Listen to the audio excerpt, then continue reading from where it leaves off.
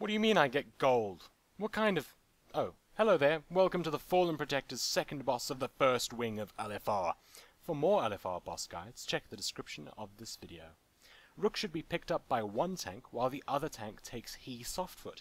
So if you're a tank watching this video, you might want to take He, seeing as it is the harder job, and requires you to know what you're doing more.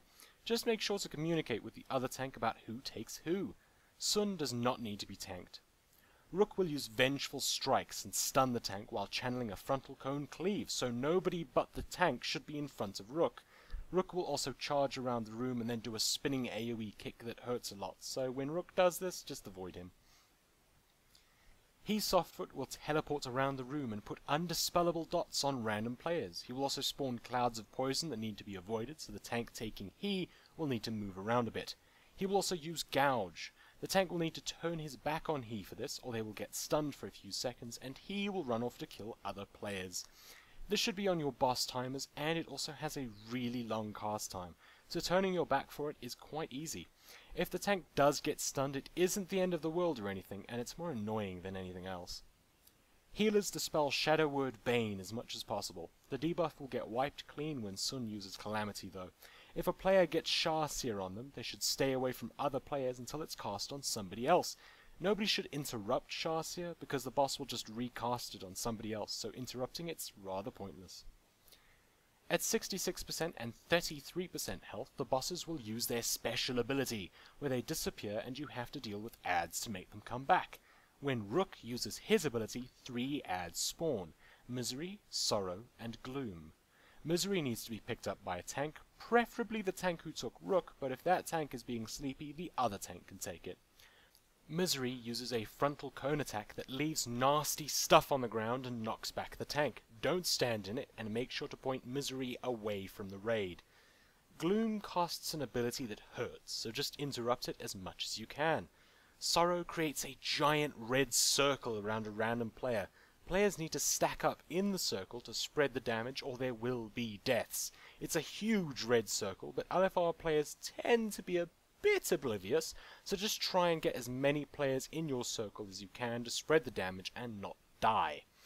It's usually best to kill Sorrow, then Gloom, then Misery, but this is LFR, so as long as players are hitting the adds, then life is glorious. When the adds die, Rook comes back.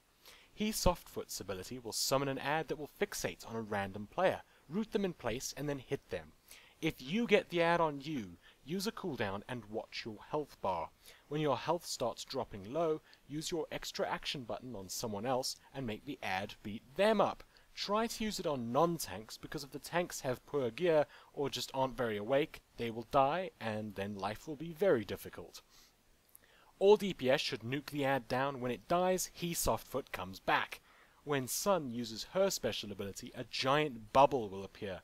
Get in the bubble. There will be 2 adds outside the bubble, which ranged should nuke down. Melee should kill the little adds inside the bubble.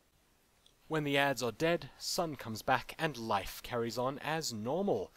The idea is to bring the bosses to 66% and 33% health one at a time, so it's best to use the normal mode priority of Rook, then He, then Sun, then Rook again. Once a boss is under 33% health, leave it alone until the others are as well. Once they are all under 33% health, nuke them all down at the same time. Your group will want to DPS the bosses so that they reach 0 health at the same time, otherwise they start casting a massive heal, so your group has to kill all the bosses within a few seconds of each other. You can either use Bloodlust at this end bit or at the start of the fight. And that's it for this LFR boss guide. For more boss guides, check out the description of this video. I hope you enjoyed, and if you did, a like and a comment would be much appreciated, and of course subscribe for more videos. Good luck and have fun. Who gave one of these bosses the first name of He? Seriously, that's just cruel and unusual punishment when there are 2 other bosses in the same encounter. Must be awesome at birthday parties though, for he's a jolly good fellow.